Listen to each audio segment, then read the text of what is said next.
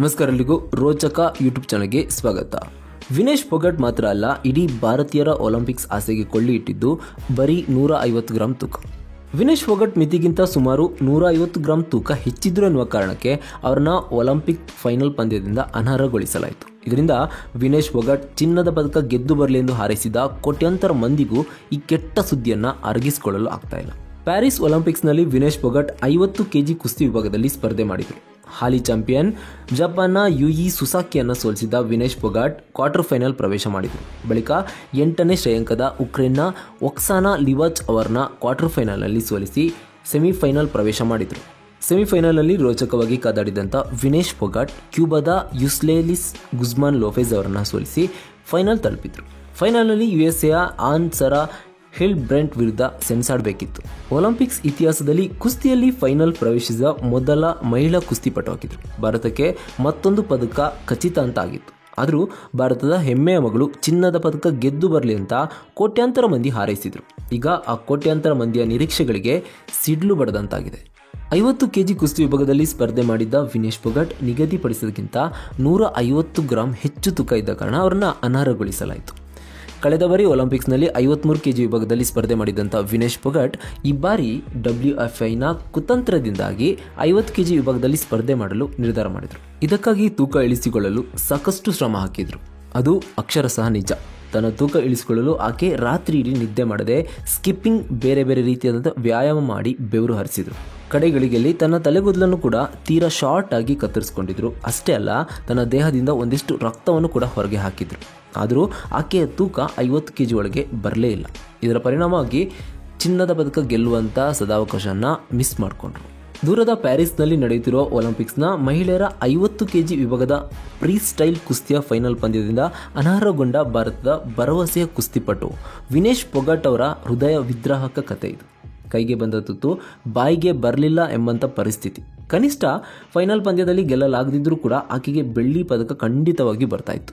ಆದರೆ ಅಂಥ ಅವಕಾಶದಿಂದ ವಂಚಿತಳಾಗಿದ್ದು ಮಾತ್ರ ವಿಪರ್ಯಾಸ. ಅಸಲಿಗೆ ಏನಾಗಿತ್ತು? ಮೊದಲ ದಿನದ ಕುಸ್ತಿ ಪಂದ್ಯಕ್ಕೂ ಮುನ್ನ ನಡೆದಿದ್ದ ತೂಕ ಪರೀಕ್ಷೆಯಲ್ಲಿ 50 kg ತೂಗಿದ್ದ ಆಕೆ 2ನೇ ದಿನ ಪಂದ್ಯಕ್ಕೂ ಮುನ್ನ 52 kg ಆಗಿದ್ದು ಹೇಗೆ? ಟ್ರೈನಲ್ಲಿ ಲವ್ ಆಯಿತು, ₹1 ಮದುವೆಯಾದ ವಿನೇಶ್ ಫೋಗಟ್ ಲವ್ ಸ್ಟೋರಿ ಹೇಗಿತ್ತು? ಅವರ ಗಂಡ ಯಾರು? ಅವರ ಆದಾಯ ಎಷ್ಟು? ಅವರ ಬಾಲ್ಯದ ಜೀವನ ಹೇಗಿತ್ತು? ಎಲ್ಲದನ್ನು ಕೂಡ ಈ ವಿಡಿಯೋದಲ್ಲಿ ನೋಡ್ತಾ ಹೋಗೋಣ. ಅದಕ್ಕಿಂತ ಮುಂಚೆ ಯಾರೆಲ್ಲ ನಮ್ಮ ಚಾನಲ್ನ ಸಬ್ಸ್ಕ್ರೈಬ್ ಮಾಡಿಲ್ಲ ಅಂತಂದರೆ ಈ ರೀತಿಯ ಮಾಹಿತಿಗಾಗಿ ನಮ್ಮ ಚಾನಲ್ನ ಸಬ್ಸ್ಕ್ರೈಬ್ ಮಾಡಿ. ಹೌದು, ವಿನೇಶ್ ಫೋಗಟ್ ನಿಗದಿತ ತೂಕಕ್ಕಿಂತ 150 ಗ್ರಾಂ ಜಾಸ್ತಿ ಇದ್ದು ಅಷ್ಟಕ್ಕೆ ಒಲಿಂಪಿಕ್ಸ್ನಿಂದ ಅನರ್ಹಗೊಳಿಸಲಾಯಿತು. ಆದರೆ ಇಲ್ಲಿ ಆಕೆಯ ತೂಕ ಯಾಕೆ ಹೆಚ್ಚಾಯಿತು? ಆಕೆಯ ತೂಕವನ್ನು ಕಡಿಮೆ ಮಾಡಿಕೊಳ್ಳಲು ಏನೆಲ್ಲ ಪ್ರಯತ್ನ ಪಟ್ಟಳು?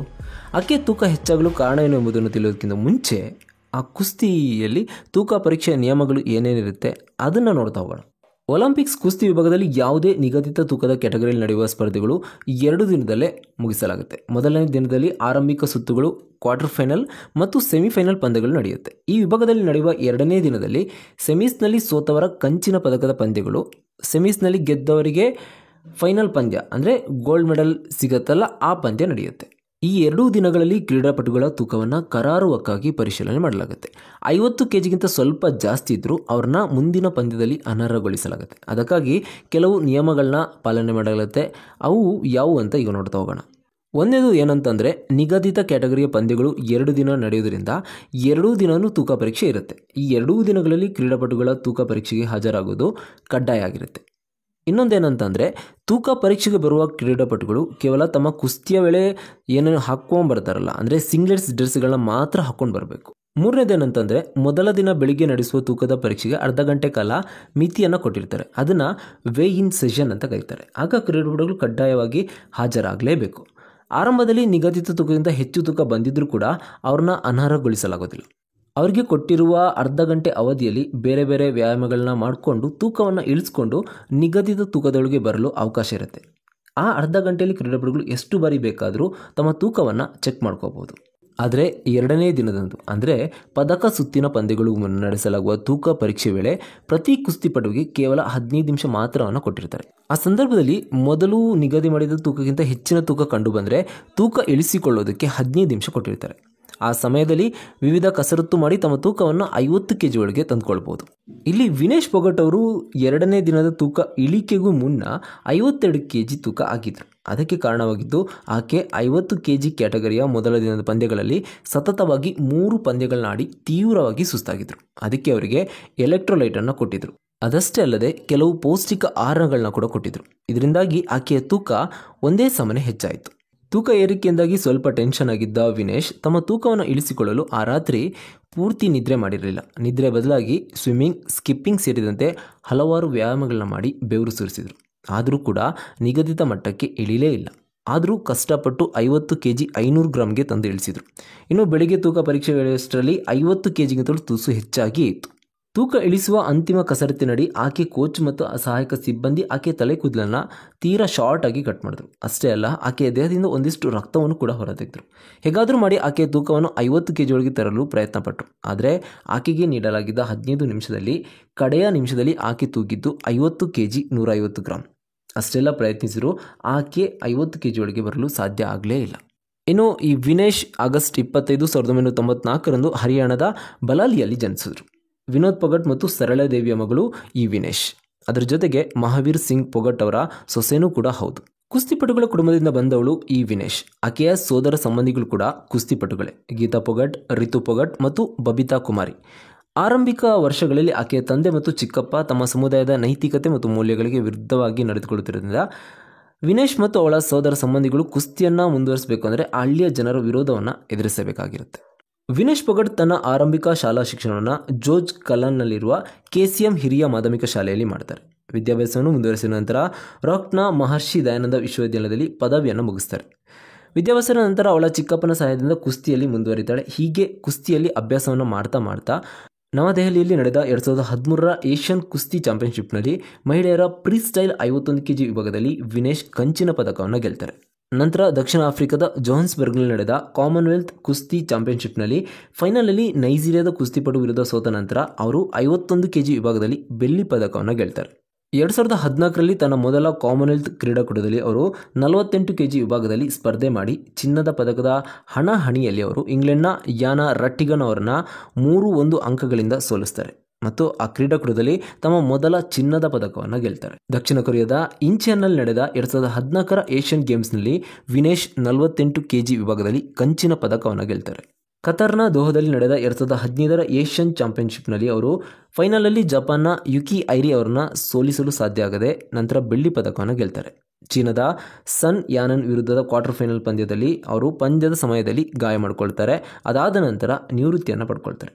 ಆಸ್ಟ್ರೇಲಿಯಾದ ಗೋಲ್ಡ್ ಕೋಸ್ಟ್ನಲ್ಲಿ 2018ರಲ್ಲಿ ನಡೆದ 2ನೇ ಕಾಮನ್ವೆಲ್ತ್ ಗೇಮ್ಸ್ನಲ್ಲಿ ವಿನೇಶ್ ಮತ್ತೆ ಕುಸ್ತಿ ಅಖಾಡಕ್ಕೆ ಬರ್ತಾರೆ. ಹೀಗೆ ನಿರಂತರವಾಗಿ ಕುಸ್ತಿಯನ್ನು ಆಡಿ 2024ರ ತನಕ ಪದಕವನ್ನು ಗೆಲ್ತಾ ಇದ್ದಾರೆ. ಇದಿಷ್ಟು ಇವರ ಕುಸ್ತಿಗೆ ಸಂಬಂಧಪಟ್ಟಂಥ ವಿಚಾರಗಳು.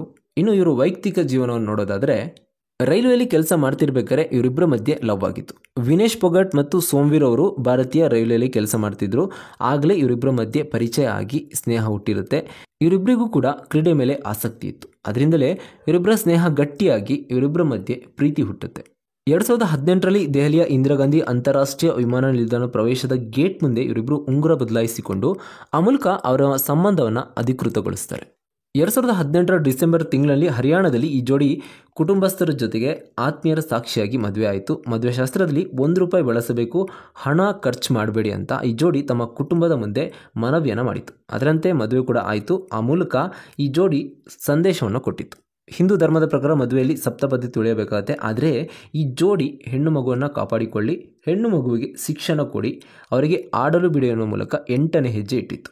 ವಿನೇಶ್ ಫೋಗಟ್ ಅವರಿಗೆ ರೈಲ್ವೆ ಇಲಾಖೆಯಲ್ಲಿ ಕೆಲಸ ಇರೋದರಿಂದ ತಿಂಗಳಿಗೆ ₹50,000 ಆದಾಯ ಇದೆ. ಅಂದರೆ ವಾರ್ಷಿಕವಾಗಿ ₹6 ಲಕ್ಷ.